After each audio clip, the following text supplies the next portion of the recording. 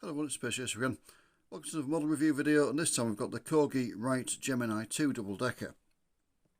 The one we've got is catalogue number CP46503B, and it's a model of Brighton and Hove, fleet number 419, registered BJ11XHV, and it's en route 77 to Palace Pier. There was also CP46503A, which was on the same route 77 but to Devil's Dyke. So this one's got the Palace Pier destination, hence it's the B. So it's a model of a Volvo B9TL with the Gemini 2 body. The B9TL was introduced by Volvo in 2007 to replace the earlier B7TL. It had a 9.3 litre engine designed by Renault Trucks, who at the time were a Volvo subsidiary. The Wright Gemini 2 body was introduced in 2009. The original Eclipse Gemini came out in 2001.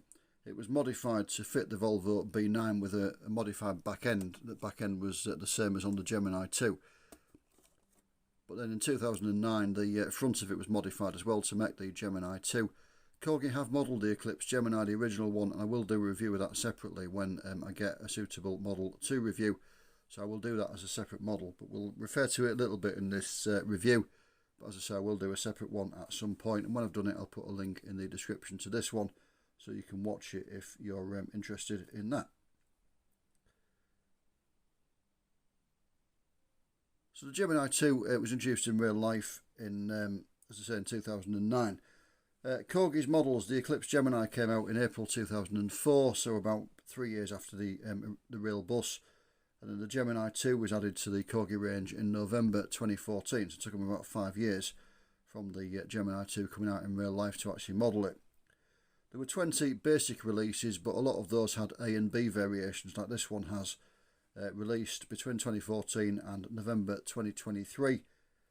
This particular model was commissioned by Model Bus Creations. As you can see by the box, it's got their logo on it as well as the Corgi one. And this was released in November 2023. There were 500 of each, the A and B variants, so 1,000 altogether in this livery. And as you can see, it's an advert livery for Love Fun, Love Brighton. Which the real vehicle did carry. I must admit, it's not to my taste, it's a bit gaudy, but I wanted a bus, one of these, to repaint, which is what this is for, and it was the cheapest one I could find, as I will explain when I do the pricing. So I'll quickly tell you about the operator, Brighton and Hove, and then we'll take the model out of the box. So Brighton and Hove were established in 1884 as the Brighton, Hove and Preston United Omnibus Company. Thomas Tilling took over the company in 1916. In 1935 it was renamed the Brighton, Hove and District Omnibus Company. In January 1969 it became part of the National Bus Company, as did the rest of the Tilling Group subsidiaries, and it was merged with Southdown Motor Services as part of the National Bus Company. It became a part of Southdown. In preparation for deregulation and privatisation, in January 1985 it was split back off from Southdown again and became a separate company. And then in May 1987 it was privatised in a management buyout. The management owned it until November of 1993, when they sold it to Go Ahead Group, and it's still part of Go Ahead Group nowadays. So vehicle 419, its model was new in March 2011. Volvo at the time were registering all of their new vehicles in the Birmingham area at dealers, hence why it's got a Birmingham registration number. Originally it carried the normal Brighton and Hove fleet livery of red and cream with black lining out. And it carried various adverts after that, including this Brighton Funbus one as modelled. I believe it's still in the Funbus livery at the moment. It's still with Brighton and Hove, as I'm recording this in June 2025, and it still carries that livery. So let's take it out of the box and we'll see and have a look around it. I might have to, oh no, I was going to say I might have to get a ruler in to get the box open, but no, it's done it. So we'll take the cardboard outer off. There is the certificate, see there, Model Bus Creations, and if we go around, it's 122 of the 500 produced of the B variant, so yep, not too bad. And then we'll see if we can get it out of the plastic box. Yes, we can.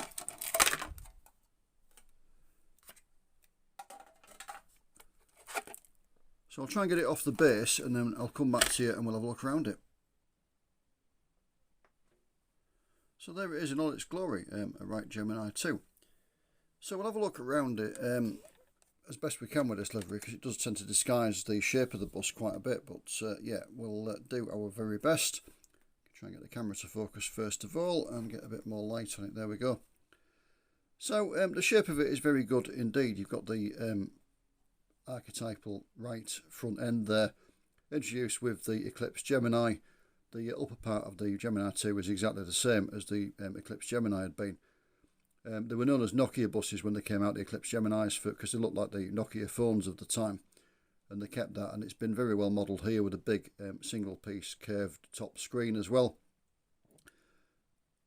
Name Sir Harry Ricardo. A lot of Brighton's buses are named after local notable people, and this is one of them. They've got some marker lights up there. The blind is, I believe, behind the glazing, but you can't really sort of tell. It does look like it is, but it looks like it might be printed on, but I think it is actually behind the glazing. Looks very good, a representation of the modern white coloured electronic blind. And you've got the big right windscreen, again shared with the Eclipse Gemini, with the wipers at the top, separate fittings, very nice indeed. It captures the look really well. Mirrors look nice, there's not much give to them, so I wouldn't catch them, particularly this one. That's just asking to be snapped off, isn't it? And picked out in yellow, as buses on the mirrors on real buses often are nowadays, to make them more visible to other road users and to pedestrians. The lower front was a different bit of the Gemini 2, and it captures it quite well. You've got the little tiny lights there, the headlights, fog lights, and the side light, the LEDs in it change colour basically, so it's a silver side light, and then when it indicates it starts to flash in orange. But yeah, all very well done. The registration plate correctly in the little recess down there, and the shape of it, not that you can see it for the livery, but it is actually pretty good. Round to the near side, again, it's a good representation of the real thing. There is some relief to the doors, not just flat printed on. The handrails are actually behind them, the separate fittings as well, which is very nice. General size and shape is pretty good. The shape of it captures it really well. The glazing, it's plastic inserts into the metal, so you've got the metal body around it and the plastic's inserted. So the glazing's printed on, but you can't really tell. It looks pretty decent. There is a bit of a differential there between the printed bit of the paintwork and on the metal. There's a bit of a gap there you can just about see. But generally it looks pretty good. As I say, I'm going to repaint this bus, so I'll repaint the window surrounds in black, as they were on a lot of buses, and they are on the one that I'm going to model. The grille, you can just about see, the grills are printed on there, again, so they can do different variations if they need to. And the wheels look pretty decent, nicely detailed, and the low profile tyres that are a feature of the rail bus, nicely modelled as well. Kind of hidden in delivery, but you've got some catches for the various panels and things as well. Indicated there is that there is a bit of relief to it, actually, it's not just painted on. But yeah, it all looks pretty decent. Go on to the back, you've got the kind of the back of the Volvo B9 on the Eclipse Gemini and the Gemini 2. Has got this little bit of a sticky out roof at the top, which looks a bit like a handle. It looks like a Fisher-Price toy really, and that's kind of the standout feature of the back, which is nicely modelled. Repeater lights up the top there. The window looks very good. It's all nicely printed. The hinges for the emergency window, and a full width destination blind on this one, as the real buses have got in this batch, again with 77 Palace Pier. Between decks panel looks quite decent. Again, you can't really see it for the livery. The lower deck window is nicely done with these kind of sort of blackened bits that change the shape of it, that are a feature of the real vehicle. Warning to cyclists there, and a let buses pull out sticker there. The ventilation grills for the engine are painted on with the sort of Wright's logo. It's all printed and painted, which will make it a real pain to repaint the bus, isn't it? But yeah, that's my problem. The engine cover is modelled. You can see the perimeter of it just about, but again, it's kind of hidden by the livery and the lights, looking a bit lost in all this. But yeah, they are there. They're moulded in. There's some relief to them, and they look pretty decent. And again, the registration plate's on a little bit of a kind of sticky out bit there. There is some relief to that, as there should be on the real thing. Round to the offside, you've got the big engine ventilation grille that's a feature of the B9. Sorry, to try and get some more light onto it. I'm not sure what the camera thinks it's doing. There we go. And again, general impression of size and shape is good. Wheels, windows, very nice. The exhaust is modelled and it's painted in black, not body colour, which is always good to see, because it makes it look more realistic. The fuel filler is just painted on there. There should be an AdBlue filler as well, but it's not. It doesn't appear to be there. I think it's lost in the livery somewhere, but it should be on the staircase panel. The roof, not really anything to report, to be honest. Just a plain roof. One thing I did miss when I looked at the front of it is the tree deflector there, which is modelled nicely. Stops trees from breaking the window in real life. The chassis is pretty basic actually. It's more basic than a lot of Corgi ones. There's a little bit of representation of the chassis framework, but not much else. There's no representation of the underside of the engine because I don't know why, to be honest. It doesn't have an opening engine cover. It's very unusual on a model of this era. There's nothing under there really apart from the chassis framework. But it doesn't matter too much. I don't know that many enthusiasts who display them with the underside facing upwards. So, you know, there we go. The interior is very, very nice indeed. The individual seats modelled there. Done in a red colour, which I believe is the colour of the maquette on the Rail 1. If you could really be bothered to do it, it would probably benefit from taking it apart and painting the backs in a different colour. But it's not really worth it. They are a hassle to take to pieces. As far as I remember, you have to set the front off. The lower front kind of unsticks, it's glued on, and you pull it off, and there's a screw behind it that you release, and it allows you to drop the chassis out. But it is a bit of a pain, and if it goes wrong, you will shatter one or other of the windscreens. So really the best advice is to live with it. There's quite a lot of different colours. The floor is in at least 2 shades of grey there. You've got a kind of bluey colour on the floor in the entranceway to make it stand out. The luggage rack staircase things are in a kind of bluey colour. The handrails are done in a grey, light grey colour. So there's quite a bit of different colouring and quite a bit of relief to it. It looks pretty decent. And probably the best advice would be just to leave it alone. Certainly when I repaint this bus, I'm going to just mask the windows off and paint it without taking it to pieces. I've taken some of these apart before. It's not impossible to do, but it is a bit of a pain.